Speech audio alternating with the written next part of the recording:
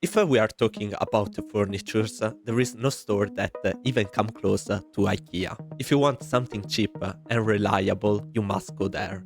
The store today is more popular than ever, with revenues exceeding 47 billion annually and 504 stores present in over 63 countries. But have you ever wondered what the name IKEA actually means? And no, it's not a simple Swedish word. It is an acronym. I for Ingvar, K for Kamprad, E for Elmtarid, the farmer from where he was from, A for Agunarid, his home village. And in this video we are going to talk exactly about Ingvar Kamprad and how he went from being in a poor farm to creating the billion-dollar brand that we know today. Before starting to talk officially about Ingvar and his childhood, I want to take a little step back and talk about the backstory of his family. In 1896, Ingvar's grandfather, Achim Kamprad, a German nobleman, fell hopelessly in love with a commoner named Franziska. For the rigid European aristocracy, this was a disgrace because he was noble and she was poor. So he had a plan to run away for love. He bought a massive 1100 acres farm called Emtarid, but he forgot something really important. Achim knew nothing about farming, and as the debts mounted and the Swedish winter closed in, the pressure became unbearable. Disowned by his wealthy family and facing total bankruptcy, Achim walked into the woods and took his own life. He left Franziska alone in a foreign land with two children and one that was about to born, and a farm that was more a graveyard than a business.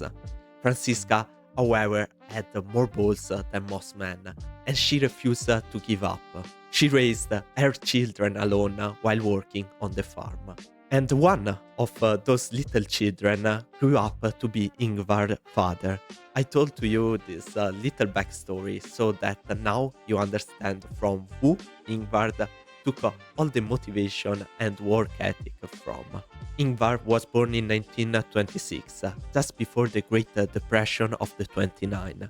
And so, while growing up, noticing that his parents were struggling, he wanted to help.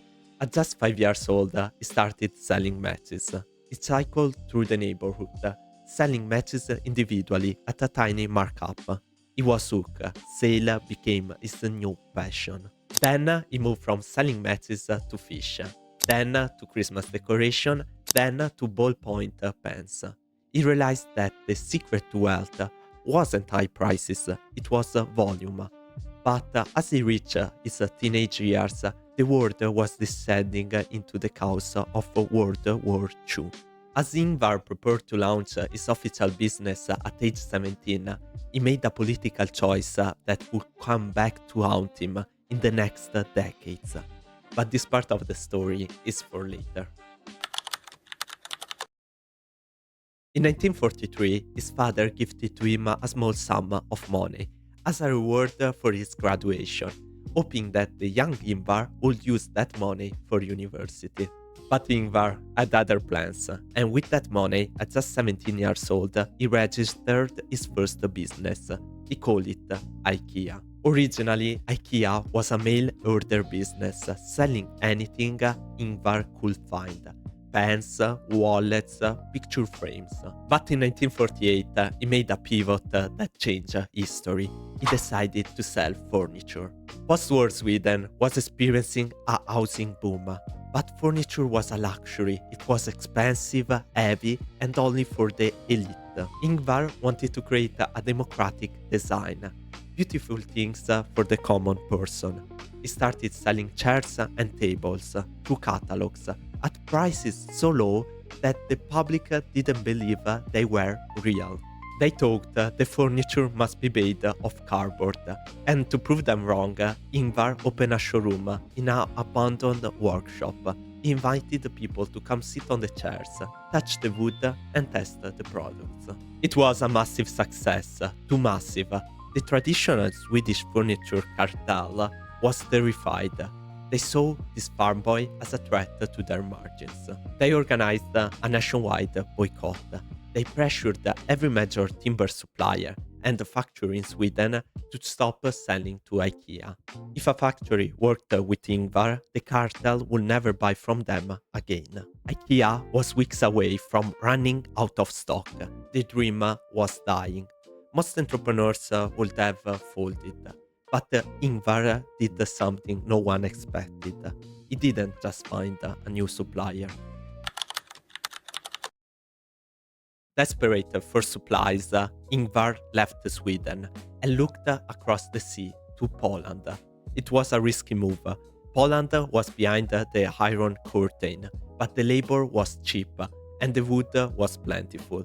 This was the moment IKEA stopped being a Swedish store and started being a global supply chain monster. But the real breakthrough that would change IKEA forever happened back at the warehouse. In 1956, the super important IKEA designer named Gillis Lundgren was trying to fit a leaf-shaped table into the back of his car for a photo shoot. No matter how he turned it, the legs got in the way. In a moment of frustration, Lundgren thought, why don't we just take the legs off and reassemble the table later? And from this episode came the haha moment, where Lundgren thought that they could just ship flat boxes and then leave to the customer the job of assembling. This led to what the psychologists now call the IKEA effect. When we build something with our own hands, even if it is just turning a X key for 45 minutes, we value it more. It's no more just a crappy table. It is the crappy table that we built. Now it is special. But as IKEA began to grow more and more, they started to implement more psychological tricks, like this inside their store. The store were designed to be a maze, a psychological trap that forced the customer to see every single product. And they also decided to add a restaurant inside. And the reason is simply genius. If you ever walked into an IKEA for a light bulb and walked out with a new rug, 3 candles, and a Swedish horse statue, it's not your fault. Yes, a little bit is your fault, but the IKEAs have been designed to make you spend more. IKEA stores are designed as a long, natural path. Unlike a regular store where you go straight to what you need, IKEA forces you to walk through every single curated room and see every single object. By the time you are about to reach the exit, the Gruen effect has kicked in. Your willpower is gone. And it's now that you start throwing things into your cart just because they are cheap and you have already spent 2 hours looking at them, and they also put the cheapest item at the end for this reason. But despite these diabolical psychological techniques, Ingvar noticed that people were leaving the stores before they finished the maze because they were hungry. And hunger is more powerful than any other stimulus. So he decided to add a restaurant. And the IKEA restaurant isn't there to make money on food. It's there to anchor the low price image. If you see a plate of meatballs for just $5.99, your brain subconsciously thinks if the food is this cheap, the $200 sofa must be a steal too. But do you remember about the political mistake that I mentioned earlier when he was 17? Well, in 1994, the ghost of Ingvar past finally caught up to him. A journalist revealed that as a teenager, Ingvar had been a member of a Swedish Nazi group. The news threatened to boycott the company globally. The democratic design king was being branded a fascist. So how did Ingvar save the brand? He didn't use PR firms or legal threats. He just wrote a letter. Ingvar responded to the Nazi scandal by writing an handwritten letter to all 25,000 IKEA employees, calling it the greatest mistake of my life and asking for their forgiveness. His vulnerability worked. The brand emerged stronger than ever.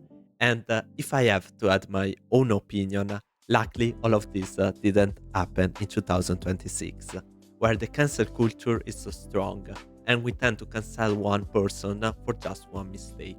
But going back to IKEA today, the data are just incredible. Over 47 billion annually in revenue, a reach of 504 stores in 63 countries, over 1 million meatballs sold every year, and 1 out of every 10 Europeans is estimated to have been conceived on an IKEA bed. Yes, this last statistic is true and is from the New Yorker. But here is the strangest part of the story. IKEA isn't owned by a person or a group of shareholders. It is owned by a complex web of foundation and non-profits based in the Netherlands and Liechtenstein. For years, this allowed IKEA to be one of the most tax-efficient companies in the world. Ingvar Kamprad passed away in 2018 at the age of 91. He left behind a world that is literally furnished by his vision. And if there is something really remarkable about this man is first the simplicity of living. He believed that a simple life was a great life.